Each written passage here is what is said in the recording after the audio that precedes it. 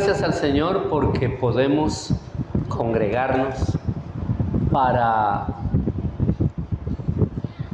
alabar y exaltar su nombre, para darle gracias, porque esa es la razón del culto.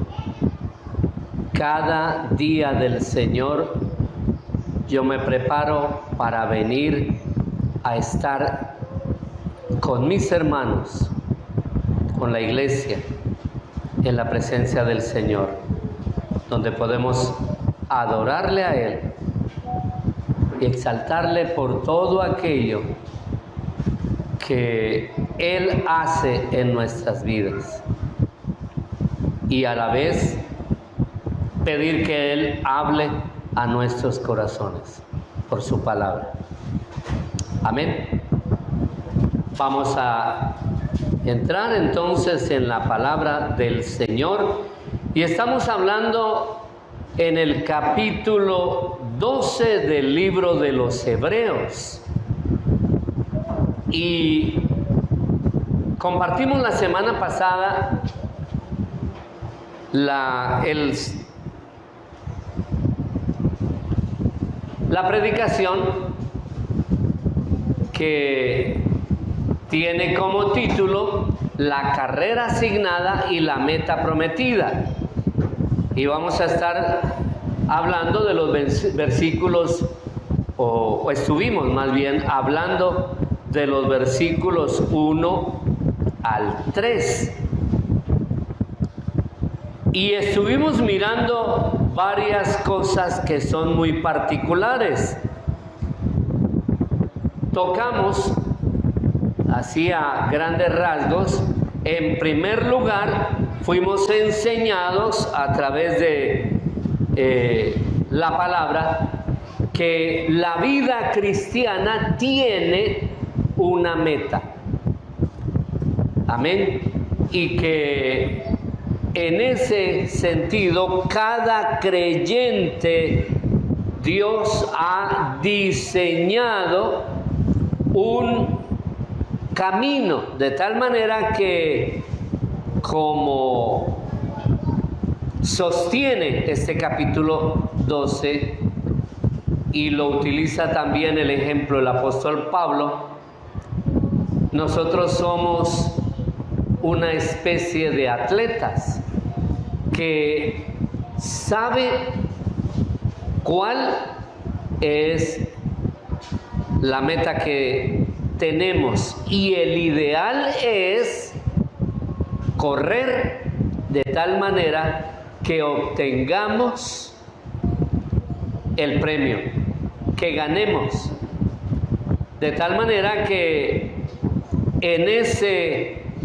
aspecto estuvimos mirando, para sintetizar este primer punto, dos cuestionamientos que son hechos a nuestra vida.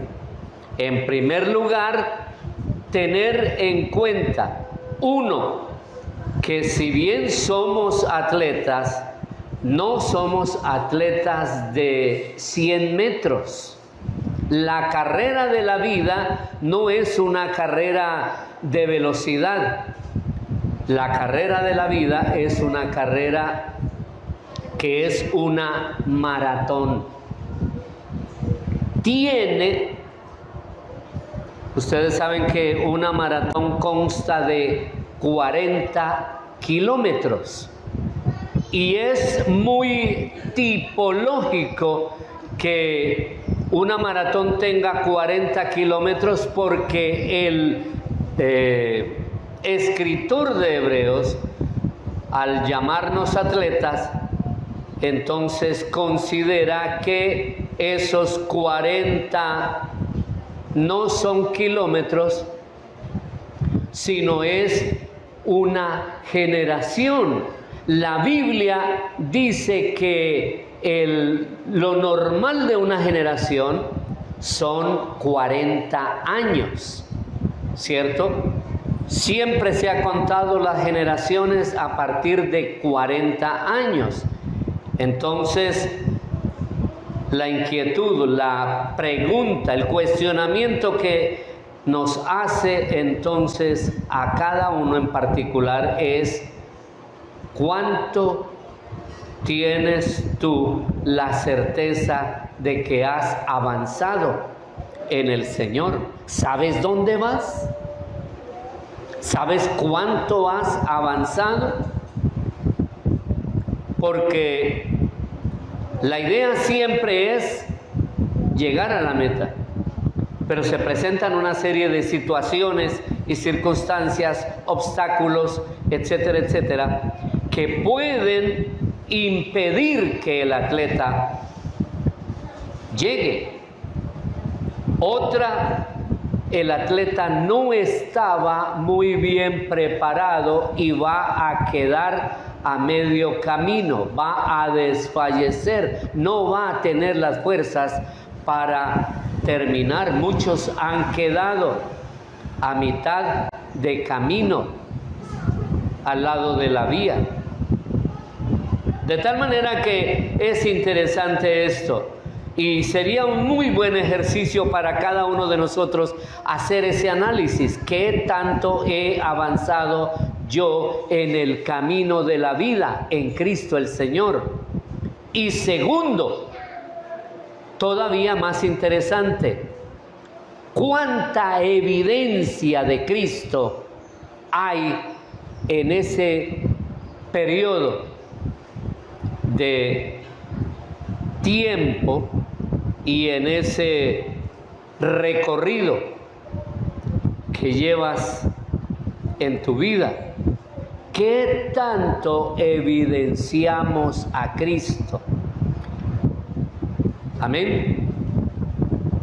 En segundo lugar, tenemos que la Escritura nos habla de que la vida cristiana tiene un modelo o hay una inspiración.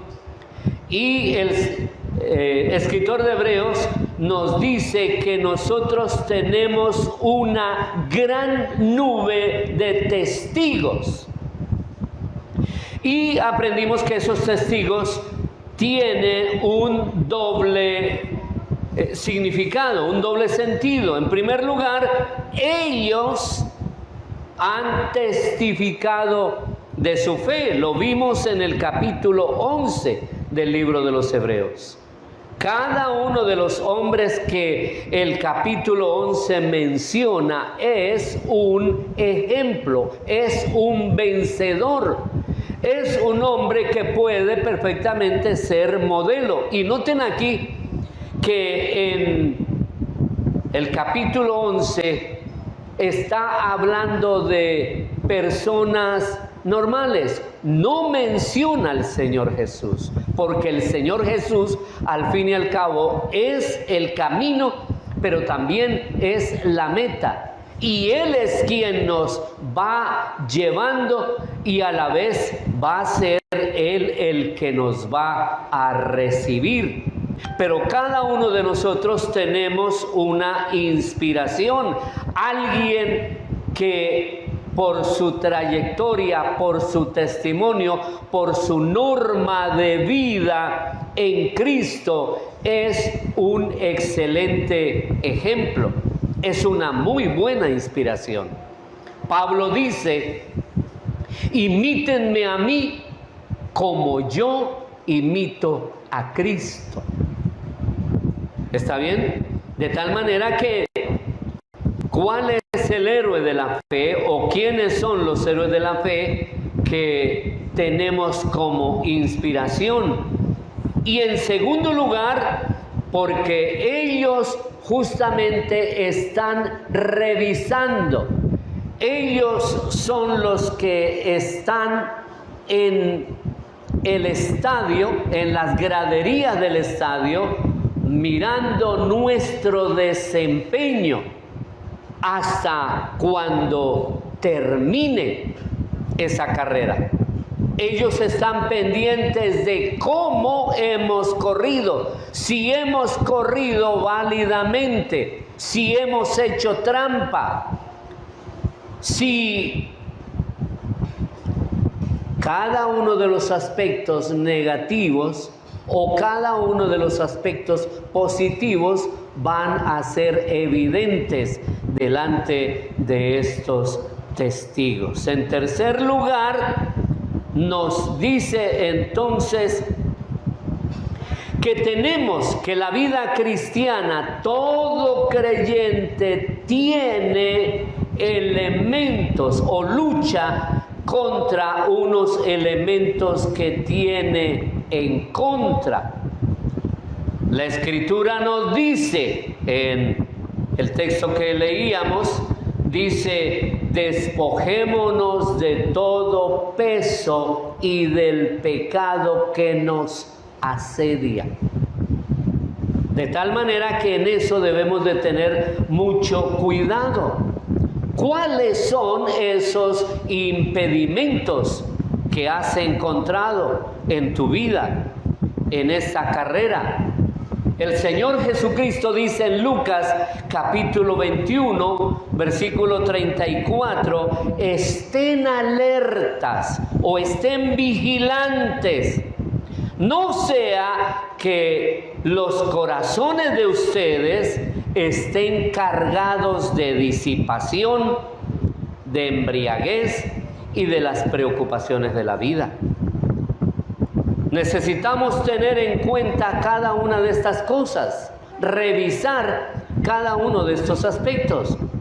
Pero en el capítulo 3 de Colosenses, Pablo añade algunas cosas que no deberían de estar en el creyente, pero que sin embargo están puestas para que las revisemos. Pablo dice: pero ahora ustedes deben desprenderse de tales cosas como las siguientes: ira, enojo, malicia, blasfemias, palabras deshonestas de nuestros labios, etcétera, etcétera, etcétera.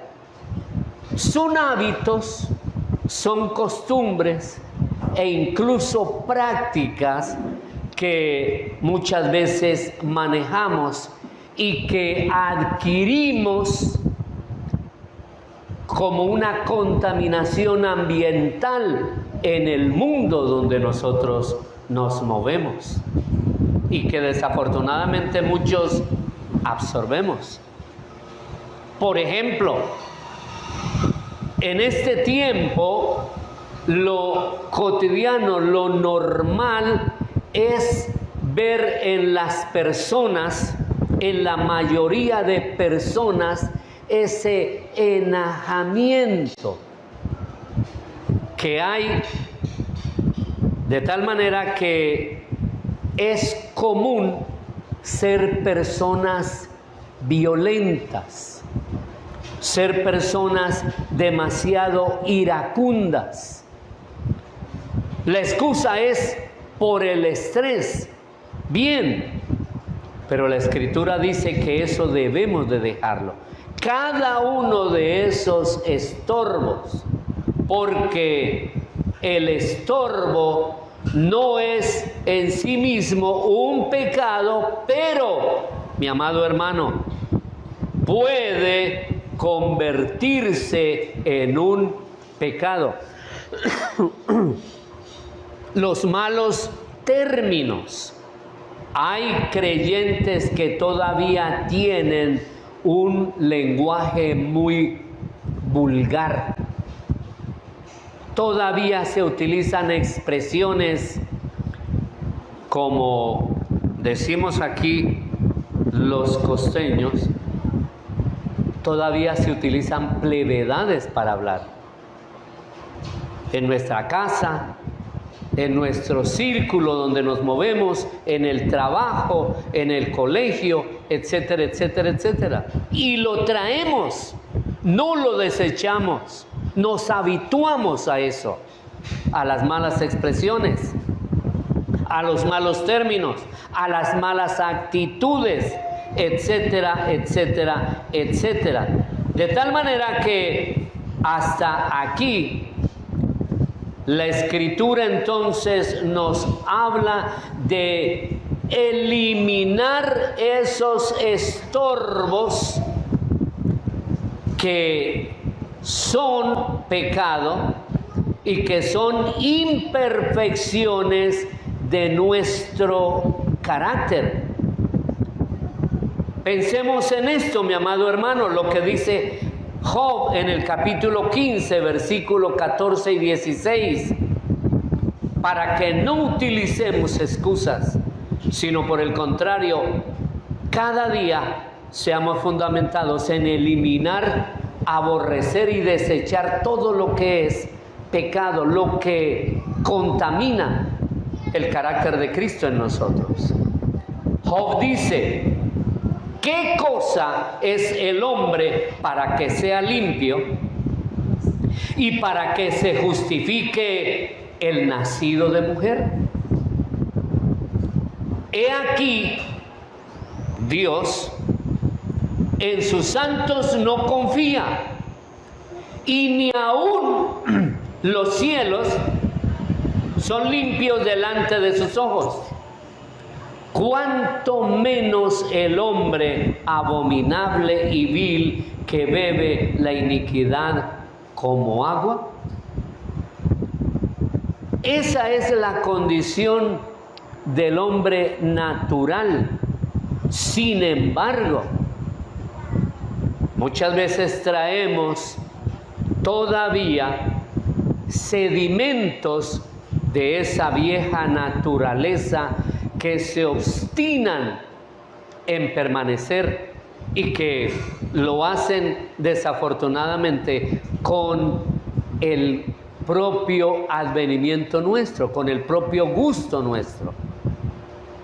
Y son cosas que necesitan desecharse. Uno de esos, por ejemplo, es la pereza. El creyente es, incluso delante del mundo, es señalado porque se considera que el cristiano es una persona perezosa.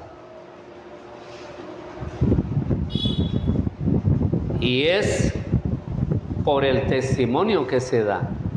Sin embargo, todos nosotros debemos de desembarazarnos de estas cosas. Ese peso que nos impide correr con libertad la carrera de la vida. O esos pecados que nos asedian, que andan alrededor mirando a qué horas me descuido para derribarme, para tirarme por el piso. En cuarto lugar, en la vida cristiana se necesita, aprendemos que se necesita equilibrio. Y uno de los elementos que la Escritura menciona que necesita el atleta, el creyente, es tener una entereza inalterable. La palabra entereza viene del término griego hipomoneno,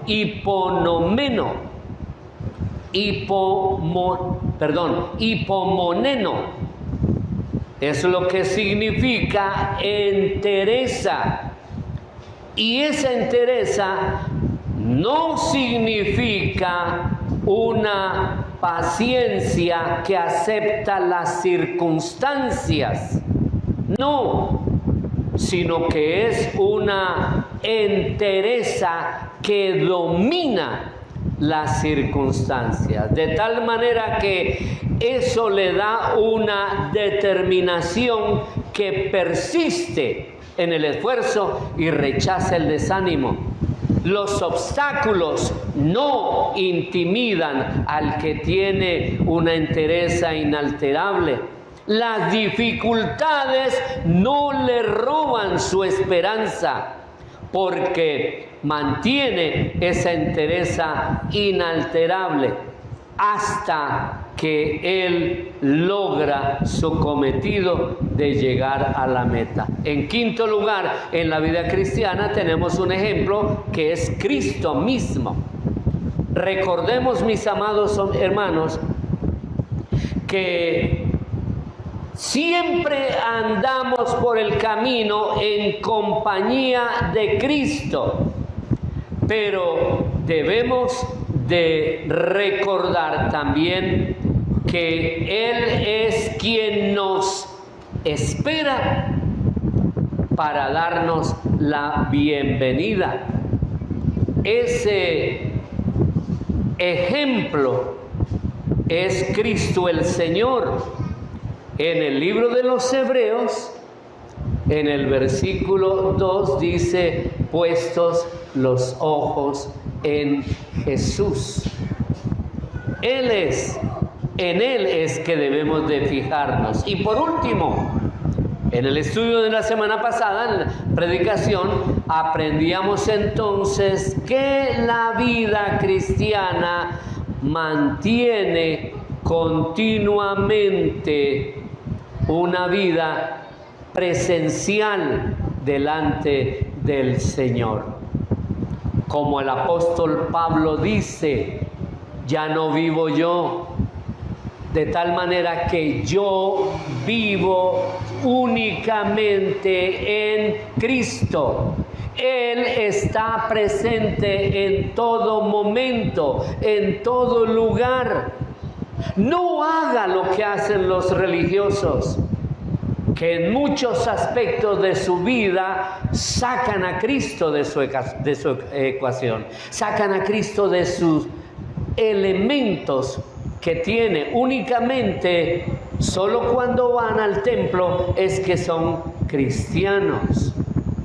Hay algo que quiero permitirme compartirle en este sentido, y es un consejo que da un filósofo cristiano que se llama Felipe Neri, y él decía en latín, escuche, Neri decía, sperneri mundum, spernere te ipsum, spernere te sperni. Eso traducido al castellano significa desprecia el mundo, despréciate a ti mismo y desprecia el hecho de todo lo que te desprecia. Si Cristo pudo soportar todos los desprecios del mundo, y Él pudo soportar todo lo que el mundo hace, la Escritura dice que Él nos ayudará en cada uno de esos aspectos. Eso nos lleva entonces a considerar lo que dicen los versos 4 al 6, que es nuestro tema de esta mañana. Versículo 4 al 6, y vamos a leer, por favor. Hebreos capítulo 12, versículos 4 al 6. Este es el tema de nuestra predicación, de nuestra exposición esta mañana, que lleva como título: no menospreciemos la disciplina del Señor, ni desmayemos de su reprensión. La Escritura dice así, conmigo: porque aún no habéis resistido hasta la sangre, combatiendo contra el pecado, y habéis ya olvidado la exhortación que como a hijos se os dirige, diciendo: hijo mío, no menosprecies la disciplina del Señor, ni desmayes cuando eres reprendido por Él. Versículo 6, porque el Señor al que ama disciplina, preste mucha atención a esto, porque el Señor al que ama disciplina y azota a todo aquel que Él recibe por hijo. Le invito a que inclinen su cabeza conmigo y oremos. Amado Dios y Padre Celestial, venimos delante de ti, Señor, para darte gracias por el culto que hemos tenido esta mañana. por la dirección que el Espíritu Santo nos da para venir, para orar, para cantar, para leer y reflexionar tu palabra, Señor, para ofrendar con gozo como parte de nuestra alabanza a ti y nuestra manera de dar gracia por todas las riquezas de tu gracia que nos son dadas cada día. Pero ahora también, Señor, disponemos nuestro corazón y pedimos que tú seas, oh Padre bueno, derramando la plenitud de tu Santo Espíritu, de tal manera que Él ilumine nuestros ojos del conocimiento, que nos guíe a entender la revelación de tu palabra. Que sea esa palabra, ese instrumento que perfecciona, que santifica, que renueva. Ese elemento, Señor, que utilizas a través de la predicación, que nos redarguye, que nos corrige, que nos reprende, pero también que nos consuela y nos anima y nos edifica. Rogamos, por tanto, Padre, que en el nombre de Cristo Jesús tomes todo nuestro ser y que esta palabra que hoy traes para nosotros sea aplicada en el poder de tu Santo Espíritu a nuestras vidas. De tal manera, Señor, que podamos continuar corriendo esa carrera de la vida que es en Cristo Jesús, con la mirada puesta en el supremo llamamiento para la gloria de tu santo nombre. Que podamos completar nuestra carrera, Señor, y llegar a la meta y obtener ese galardón que tú tienes para todo aquel que es esforzado y persevera hasta el fin. Y Padre, te damos muchas gracias, confiando, Señor, que tú nos enseñarás y edificarás. Y saldremos con gozo de este lugar, renovados y bendecidos por tu palabra. Por Jesucristo nuestro Señor y Salvador, te damos muchas gracias, Padre. Amén y amén. Bien, notemos algo que es muy real. El pecado es un poder que en todos los espacios del mundo nos quiere tocar o dañar para colocar su oposición a Dios y a la revelación de su palabra. Es algo con lo que el creyente va a estar luchando todo el tiempo. Recordemos algo también, y es que el pecado no está en medio de nosotros. ¿Tenemos eso claro? La Escritura dice que Cristo ha limpiado cada pecado, ha borrado cada pecado de nuestras vidas. De tal manera que nosotros hemos sido limpios por la obra de Cristo. Somos justificados, como dice la Escritura. De tal manera que nuestra lucha con el pecado es lo que nos asedia. El pecado anda como león rugiente mirando a quién devorar. Y el Espíritu de Dios, a través del escritor de Hebreos, lo describe el pecado como una fuerza personificada, algo que el hombre enfrenta cotidianamente, con el que tiene una lucha porque el pecado es algo que afecta a todo y a todos, y que en Cristo Jesús esa influencia del pecado ya ha sido derribada, ha sido derrotada. Ahora es mantenernos siempre en la santidad que Cristo el Señor obra en la vida de cada uno de sus hijos. Y eso debemos de recordarlo siempre, es Cristo, no es nuestra fuerza, no es nuestra capacidad, pero mi responsabilidad y la responsabilidad de cada creyente es estar atento, es mantenerse lúcido todo el tiempo, es estar despierto continuamente, porque el pecado no duerme, porque el diablo no se cansa. Él mantiene alrededor y en todo momento está enviando dardos o poniendo tentaciones o colocando sutilezas para que el creyente pueda caer.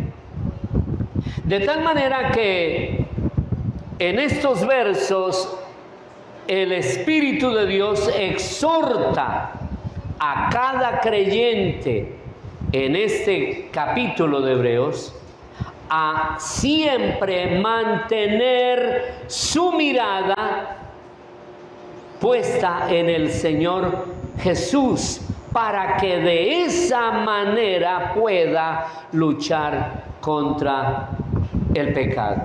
Y en ese sentido, la Escritura usa dos palabras gráficas que hablan, en primer lugar, de desmayar o aflojar. Y es lo que nos dice el versículo 4.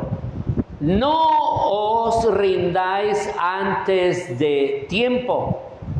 No os hundáis hasta que hayáis pasado la meta. De tal manera que para nosotros el Espíritu de Dios nos habla, nos dice, en primer lugar, que debemos de mirar que aún no hemos contendido contra el pecado hasta la sangre, ¿cierto? Por ello, dice la Escritura, aún no habéis resistido hasta la sangre, combatiendo contra el pecado. Y gracias al Señor que Dios nos ha, por decirlo, nos ha guardado, de tal manera que no tengamos que derramar nuestra sangre por amor a Cristo, para luchar contra el pecado que hay a nuestro alrededor. Él nos dice y llama la atención: aún no habéis resistido, ojalá subraye eso, no habéis resistido hasta el punto de derramar vuestra sangre. Y eso entonces lo toma justamente de esa puja deportiva y esencialmente lo señala con el pugilato, con el boxeo. En la antigua Roma habían torneos de boxeo y el autor de Hebreos toma esta analogía justamente para mencionar eso.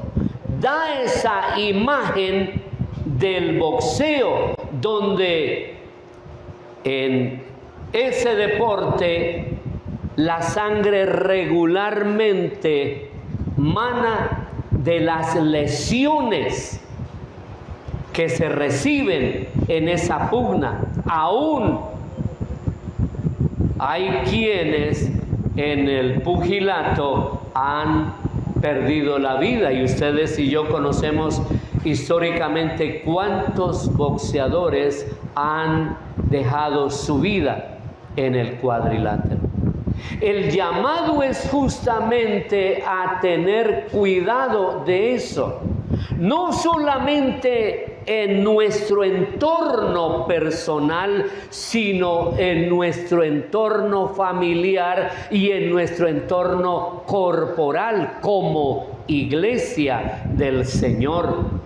El tener presente que todo el tiempo el creyente mantiene una lucha contra sí mismo por causa del mal, por causa del pecado. Como decíamos hace un rato, Satanás no duerme. Él anda como león rugiente. El pecado no duerme todo el tiempo. ¿Cierto? Nosotros mencionábamos el viernes en nuestro estudio, mencionábamos cómo hay elementos que de pronto nosotros no consideramos de lo que es el pecado, porque está la tentación. Aquí el llamado no es solamente a mirar el pecado como una obra, sino aún ustedes y yo sabemos que somos tentados a través de pensamientos, de deseos, pero no solamente vemos las cosas que hacemos, las palabras que decimos, los pensamientos que emanan de nosotros, sino aún más allá. La Biblia habla de la intencionalidad. Y cada uno de estos aspectos, mire todas las invenciones que el enemigo ha hecho para tratar de derribarnos. Y cualquiera de estos puede llevarnos a la muerte. De tal manera que cuando el autor de Hebreos habla de resistir hasta la sangre, está mencionando justamente lo que en muchas ocasiones los siervos de Dios han aconsejado a la iglesia.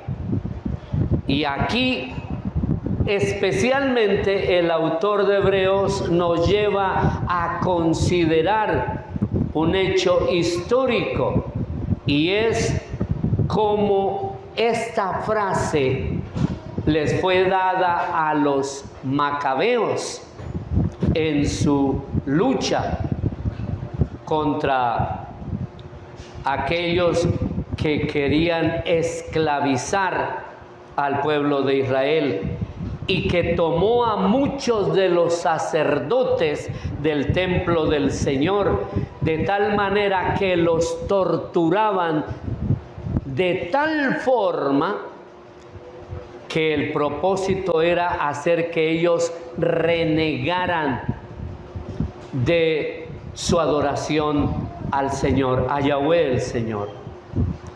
Y todo el tiempo el pecado tiene esa intención, que usted y yo reneguemos del pecado, reneguemos del Señor Jesús, perdón. De tal manera que en lo concerniente a los macabeos era una palabra de ánimo que le decían a sus tropas para que ellos lucharan hasta la muerte. Y el autor de Hebreos nos las repite a nosotros. No para echarnos en cara. A los hebreos se la dijo no para echarles en cara, ni para dañarlos, sino para avergonzarlos. Cuando ellos pensaran en los héroes del pasado, muchas veces lo habían hecho con displicencia, con indiferencia. Nos pasa aún hasta hoy. ¿Cuántos de pronto tienen en su mente, en su vida cotidiana, en su lucha contra el pecado, a personas como Tyndale, por ejemplo, que es el escritor del Nuevo Testamento en inglés y que fue llevado a la pira pública, fue quemado por traducir el Nuevo Testamento al inglés. Y no solamente él, todos aquellos que perdieron su vida a través de la historia defendiendo el Evangelio de Cristo. El mismo ejemplo que toma el autor de Hebreos al recordarnos la galería de héroes del capítulo 11, para que pensemos en ellos y cuando lo hagamos nos fundamentemos en su fe, fe que está a disposición de cada uno de nosotros, porque Cristo ha colocado para nosotros todo el tiempo ese regalo de la fe. De tal manera que en esa lucha contra el pecado podamos crecer y ser sostenidos, mantenidos por la fe en esas luchas. Y no caiga el creyente en la pasividad, ni tampoco se asuste y decaiga delante del enemigo. Cuando Pablo habla acerca de esas luchas, escuche lo que dice, que es normal y cotidiano para el creyente que ama a Cristo. Escuche lo que dice la palabra del Señor: para que abunde vuestra gloria de mí en Cristo Jesús. Solamente que os comportéis, tengan atención a esto. Eso está en Filipenses 1, 26 al 29, para que siga conmigo la lectura. Para que abunde vuestra gloria de mí en Cristo Jesús. Solamente que os comportéis como es digno del Evangelio de Cristo. Y oiga de vosotros que estáis firmes en un mismo espíritu, combatiendo unánimes por la fe del Evangelio, y en nada intimidados por los que se oponen, que para ellos es indicio de perdición, mas para vosotros de salvación, y esto de Dios. Escuche: porque a ustedes es concedido a causa de Cristo, no solamente que creáis en Él, sino que también padezcáis por Él. El padecimiento, las luchas, los sufrimientos, las angustias son algo común y cotidiano para el verdadero creyente en Cristo. Ser cristiano realmente, nacido de nuevo, no es fácil. No se puede tener comodidad como santo en medio de un mundo lleno de inmundicia y pecado. Sin embargo, Él nos llama la atención para que nos animemos y consideremos. Y a mí me llama mucho la atención esto. ¿Cuántos de nosotros en este tiempo consideramos que es un honor padecer aún hasta la muerte por amor de Cristo? Si nos cuesta tanto ser fieles, por ejemplo, en orar o en venir al culto, ¿cuánto más si tuviéramos que derramar nuestra sangre por amor al Señor? Y habéis olvidado esta palabra de aliento que como a hijos se os dirige: hijo mío, no tomes a la ligera la disciplina del Señor, ni te desanimes cuando Él te reprenda. Versículo 6, porque el Señor disciplina a los que ama y azota a todo aquel que acepta como hijo. En este sentido, entonces el Espíritu de Dios nos exhorta a que comparemos lo que nosotros sufrimos con lo que sufrió el Señor Jesucristo.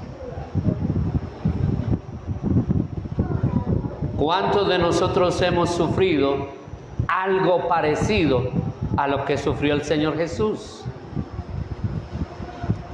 Y no pensemos únicamente en la pasión y muerte del Señor Jesús, no, en toda su vida.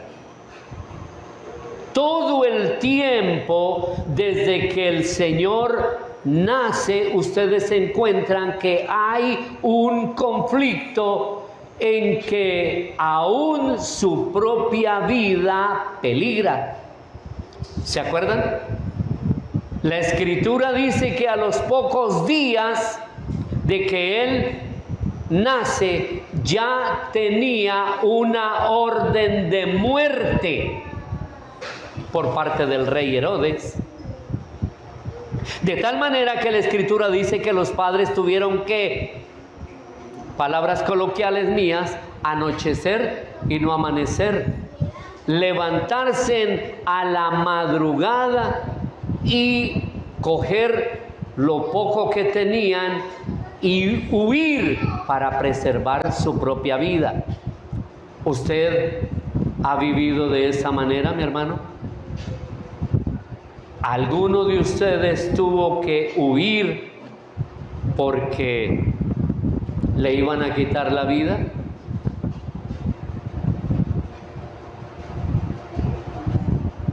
Este que está hablando aquí pasó esa situación. Yo tuve que salir del Carmen de Bolívar porque sobre mí había una declaratoria de que era considerado objetivo militar.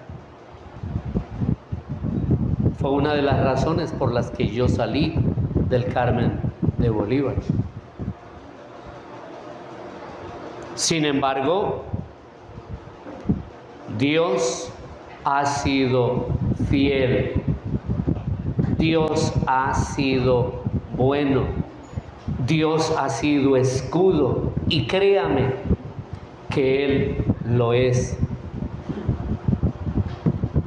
Hay una pregunta que todo el tiempo, a través de las edades, a todo creyente en Cristo se le hace. Y quiero compartirla con usted. ¿Qué está usted, mi amado hermano, mi amada hermana, a hacer? ¿Qué está dispuesto a hacer por amor a Cristo?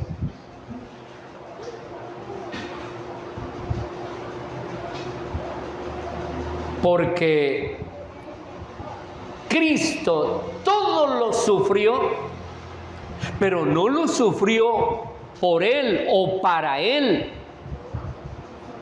Lo sufrió por ti y por ti y por mí. De tal manera que ¿alguna vez te has planteado esta pregunta? ¿Qué estoy yo dispuesto a hacer por amor a Cristo?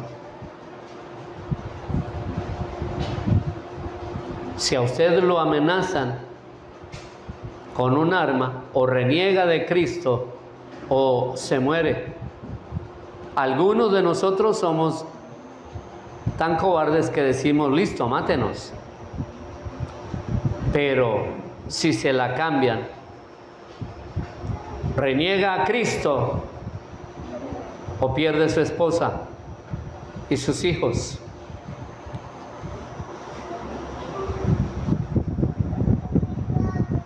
Pensemos en estas cosas, mis amados. Pensemos que la vida que usted y yo disfrutamos hoy en Cristo costó la vida de los mártires de aquí hasta el comienzo de los tiempos. No solamente costó la vida de ellos, el cristianismo está sembrado de sangre, dolor y muerte. Mire la historia del cristianismo desde sus inicios, aún desde el Antiguo Testamento. Porque el cristianismo comenzó en el Antiguo Testamento. ¿Cierto? Y miremos entonces toda la herencia que hemos recibido nosotros, de tal manera que no se puede tomar la vida cristiana a la ligera. Por favor,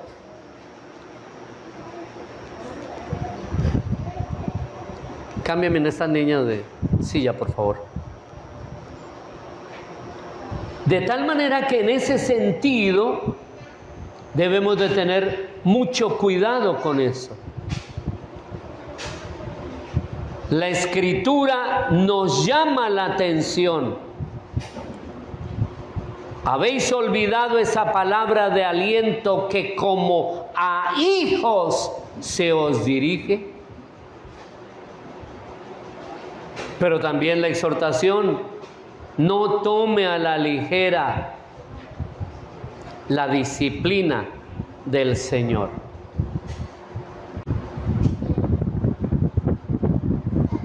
¿Cuántos creen que Dios castiga? ¿Alguno de ustedes cree que Dios castiga?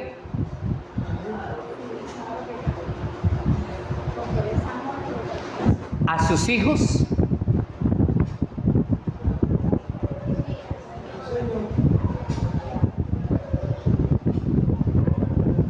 ¿Usted cree eso?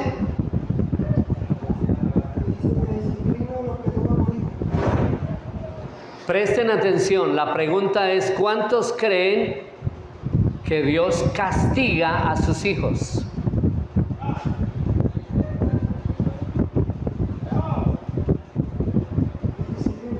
Reformulo nuevamente esa pregunta. ¿Él castiga? No, señores. Cristo o Dios no castiga. Recuerden que el castigo es ¿para quién? Para los impíos.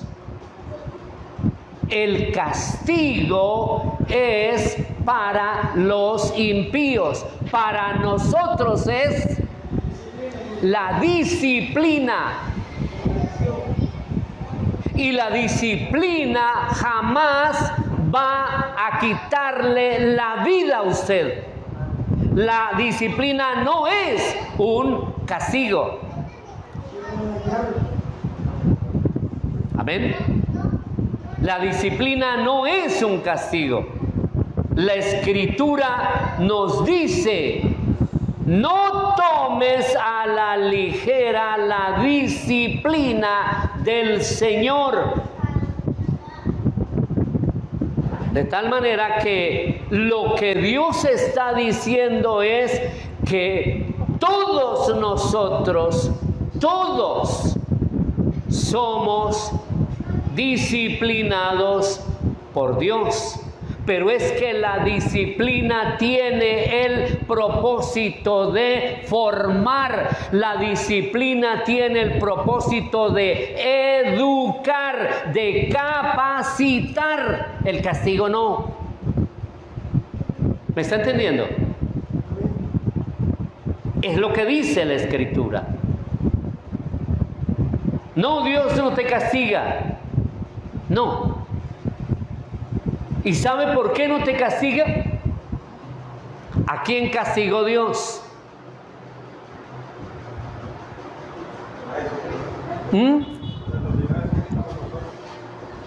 Dios castigó a su Hijo, nuestro Señor Jesucristo. Él sí llevó el castigo por ti y por mí. ¿Se acuerdan que Él murió en la cruz?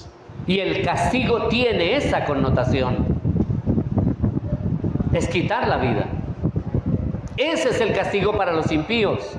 Para todo aquel que está sin Cristo, él va a perder su vida. De hecho, está perdido. Y va a ser todo el tiempo, durante toda la eternidad, va a vivir en tortura, una tortura eterna, en una muerte eterna. Nosotros no.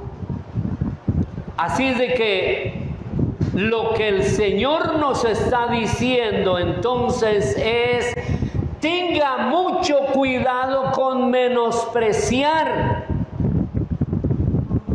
esa disciplina.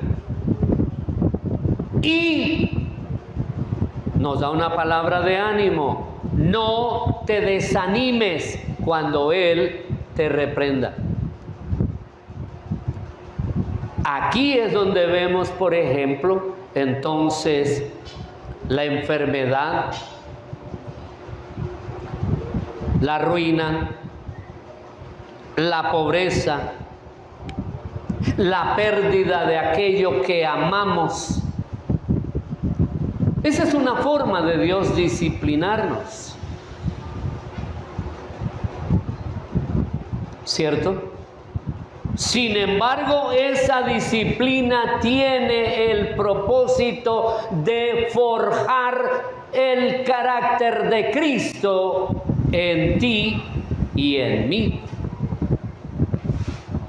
De tal manera que usted y yo debemos de soportar esa aflicción cuando nos alcance.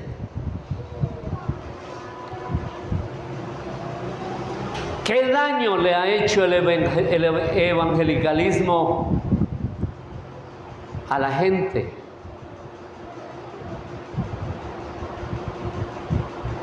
Cuando aún viven orando: Señor, que yo no tenga problemas, Señor, que yo no tenga necesidad, Señor, que yo no tenga enfermedad, Señor, que yo no tenga dificultad, Señor, guárdame. Yo recuerdo algunos hermanos que me decían: ni lo permita Dios que yo vaya a caer enfermo, ni lo permita Dios que yo pierda lo que tengo, ni lo permita Dios que yo pierda uno de mis hijos, ni lo permita Dios que yo pierda mi esposa o mi esposo. ¿Y saben ustedes que Dios obra de eso? Esta semana compartíamos con los hermanos en nuestros estudios la manera como Dios obra.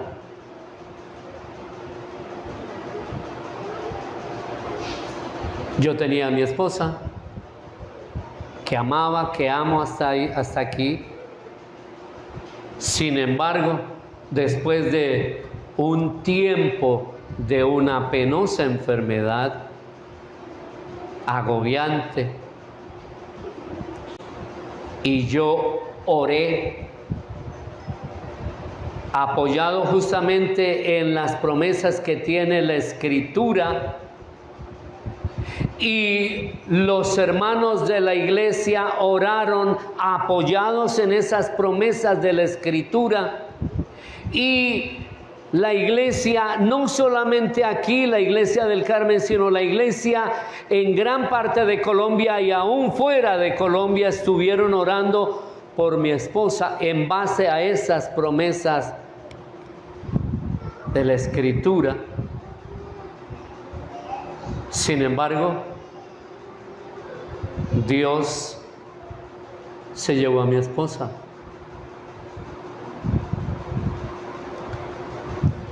Y leyendo justamente a uno de mis consiervos, el pastor Pérez Millo, él enfrentó lo mismo y él levantó su voz delante del Señor y le dijo a Dios: Señor, yo no vuelvo a predicar lo que dice tu palabra, de que si todo lo que yo pide conforme a tu voluntad, tú lo harás. Ni tampoco vuelvo a predicar que si nos ponemos de acuerdo dos en cualquier cosa que pidamos, tú la darás. Y el Señor lo llevó a la Escritura y le dijo: tú me pediste que ella no sufriera más. ¿Dónde está? ¿Está sufriendo? Porque donde está no hay sufrimiento. Que mitigara el dolor, que ya no existiera el dolor. Donde ella está teniendo dolor. No. Que la guardara de la muerte. Bien, donde ella está, ¿hay muerte? Y eso para mí también es un gran consuelo. Porque desde un comienzo Dios consoló lo que dice la Escritura. Son aflicciones. ¿Y quién soy yo para impedir eso? O para renegar porque Dios obra de esa manera. Gloria al Señor, hoy mi esposa ni está en dolor, ni en angustia, ni en tristeza, ni yo mismo estoy en esa situación. Estoy descansando y la certeza es que mañana o pasado mañana me voy a encontrar con ella nuevamente, donde ya no hay ni tristeza, ni hay dolor, ni hay enfermedad, ni hay muerte. Bendito sea el nombre del Señor. ¿Estamos de acuerdo? De tal manera que no te desanimes cuando Él te reprenda. Y termino entonces. La Escritura nos da razones para exhortarnos a soportar justamente esas dificultades, esas tribulaciones, esas reprensiones, porque así lo hicieron todos los santos a través de toda la historia. Y Él exhorta entonces a la iglesia a soportarla, porque todo lo que tengamos que sufrir, usted y yo, es poco comparado con los sufrimientos de nuestro Señor y Salvador Jesucristo. Y por último, dice que nosotros debemos de soportar las adversidades porque Dios nos las envía para nuestra educación, sin la que la vida no tendría ningún valor. Y al estudiar este pasaje debemos de tener presente la relación profunda que existe entre la disciplina, la palabra disciplina, y la palabra discipulado y la palabra discípulo. En primer sentido, es que la disciplina es un aprendizaje. La disciplina es un elemento que Él utiliza para educar, para capacitar la vida de todo creyente. Recordemos lo que dice, porque el Señor disciplina a los que ama y azota, y ojalá subraye ahí eso que tal vez usted no ha mirado. Azota a todo aquel a quien acepta como hijo. ¿Se da cuenta de eso? Usted no está exento de eso. Ni yo estoy exento de eso. Seremos enseñados, seremos tratados de tal manera que seremos educados. Entonces,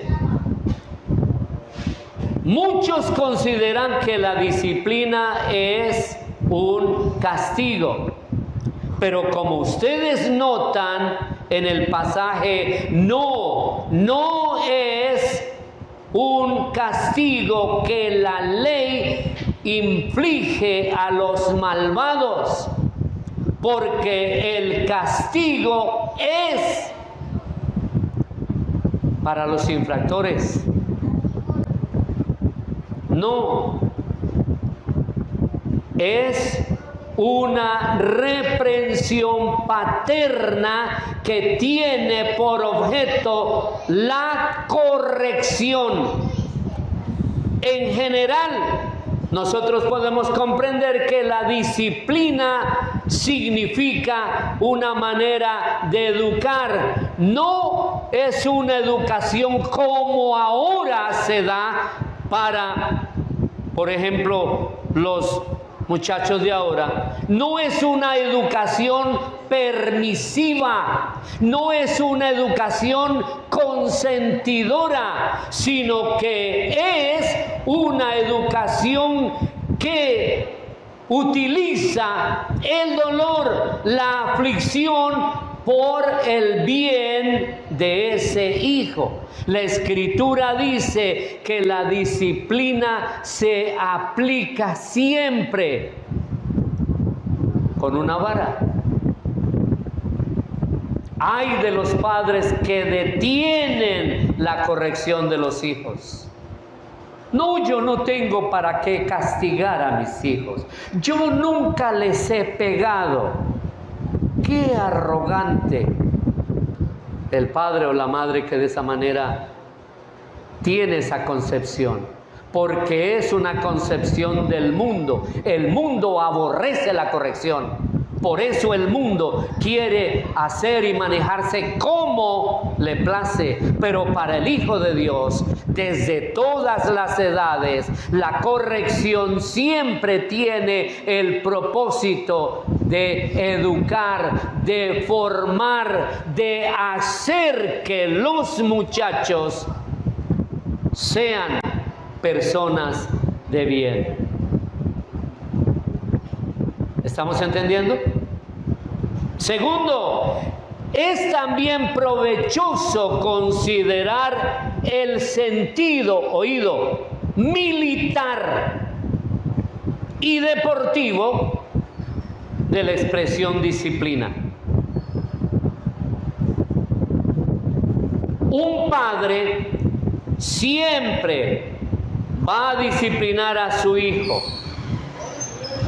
Y no es una señal de amor dejar que ese hijo haga lo que le parezca, lo que le dé la gana. Perdónenme, mis amados hermanos, que de pronto mencione esto. A mí me llama la atención, y créame que me ofusca, cuando veo los padres que permiten que sus niños hagan lo que a ellos les gusta. Por ejemplo, ¿cuántos de ustedes, queridos padres y madres de familia, no les dan ciertos alimentos a sus hijos porque a ellos no les gusta? Como decía mi padre y mi madre, hijo, eso es comida, eso es alimento. Lo que yo le estoy dando es alimento para su salud. No le estoy dando a usted algo que es para satisfacer su gusto. Mi madre no era una mujer muy letrada, pero créanme que era una mujer muy sabia en ese sentido. Y a mí me sorprende ver a mis hijos hoy permitiendo lo que ellos, como padre, nunca les permití. Por ejemplo, eso de darles únicamente lo que a ellos les gusta. No, es que yo no le doy cebolla porque a él no le gusta la cebolla. No le doy remolacha porque él no come remolacha, no le gusta, etcétera, etcétera. Tengamos mucho cuidado con eso. Estoy malcriando a mis hijos. ¿Sabía usted eso? Usted alimenta a sus hijos. Segundo, usted no tiene que darle explicaciones a sus hijos de la manera como usted los está educando. ¿Me está oyendo, hermano? ¿En qué parte de la Escritura encuentra usted que Dios empieza a darme explicaciones de la manera que Él me disciplina? Básteme a mí saber que la disciplina que Él me ha infligido tiene el propósito de educarme y de hacerme conforme a la imagen de su Hijo. ¿Y qué imagen? Si hay un modelo que debería de imitar todo ser humano, es el modelo de Cristo. ¿Me está oyendo? Por eso es que la disciplina tiene una connotación militar. Porque no tiene una explicación. Porque es severa, porque duele, porque cuesta.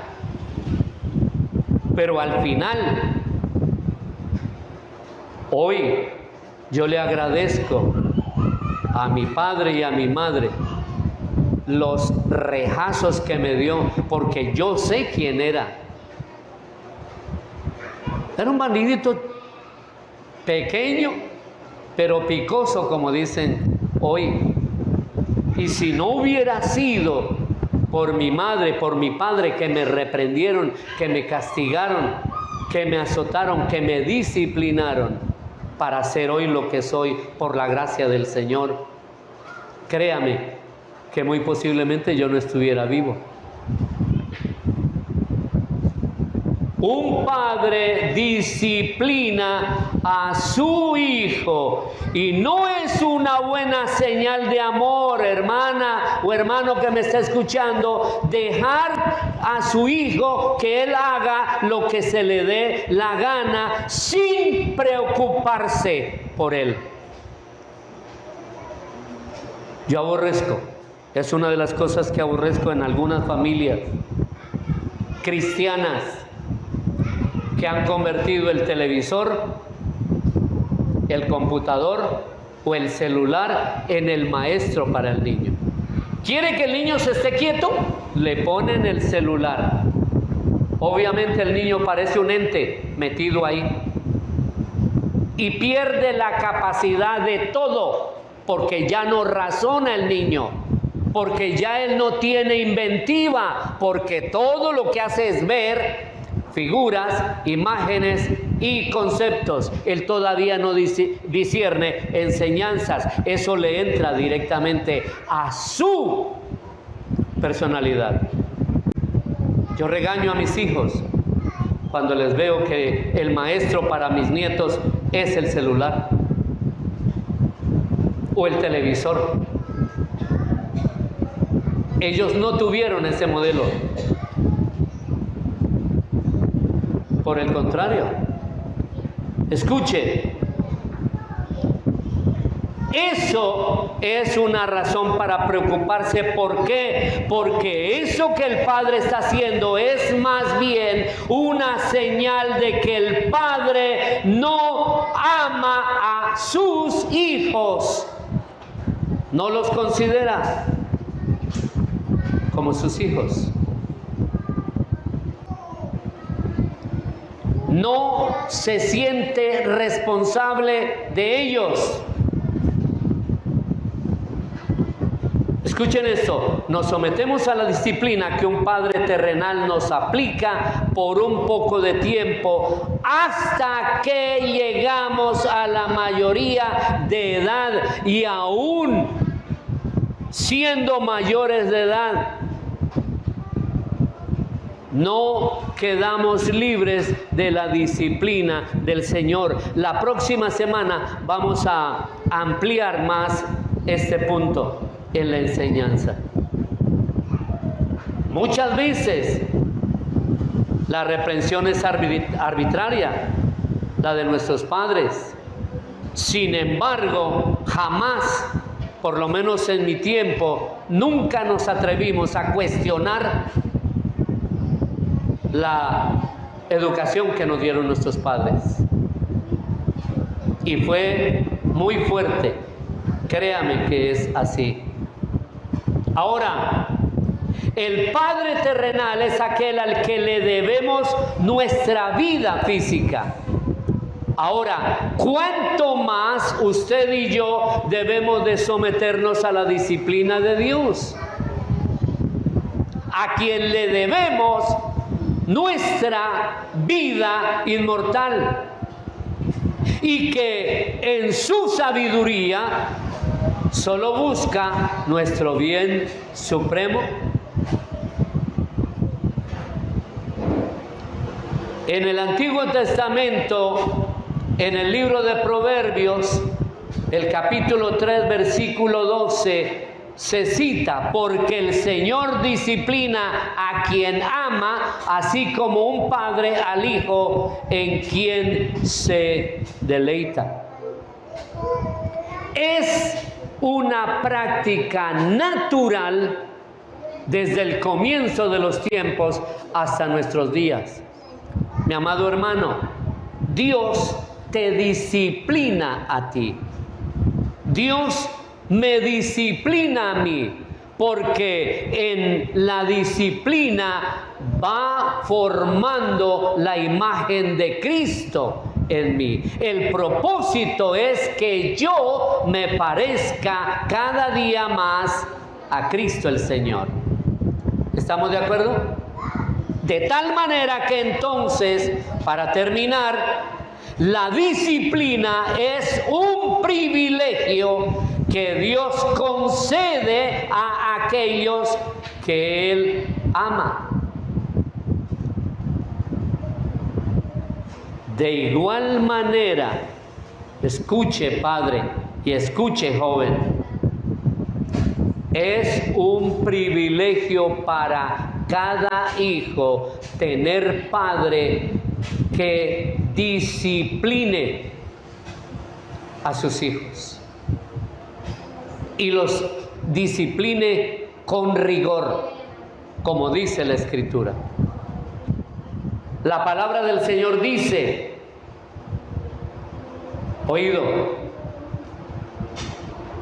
la necedad está ligada al corazón del muchacho.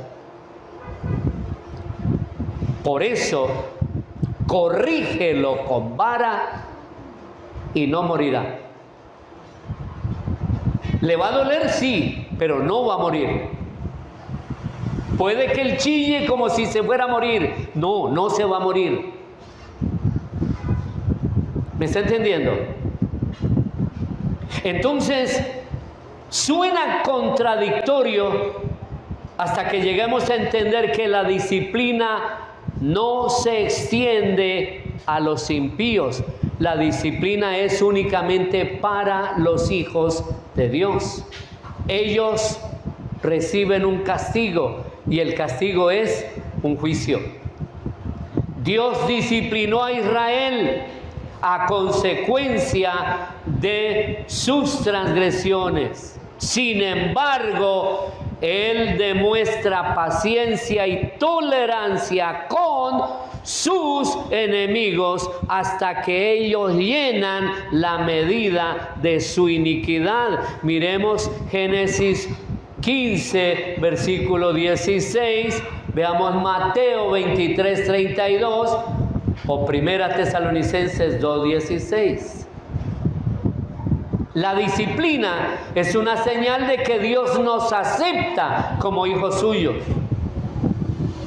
Ahora, Él nos envía, ojalá escriba esto, pruebas y dificultades diseñadas para fortalecer nuestra fe. Las adversidades son ayudas para llevarnos a una mayor y mejor comunión, mucho más estrecha con Dios. Pero Dios no castiga, porque Él castigó a su Hijo en la cruz del Calvario, donde dio y derramó su ira sobre Él, dejándolo desamparado.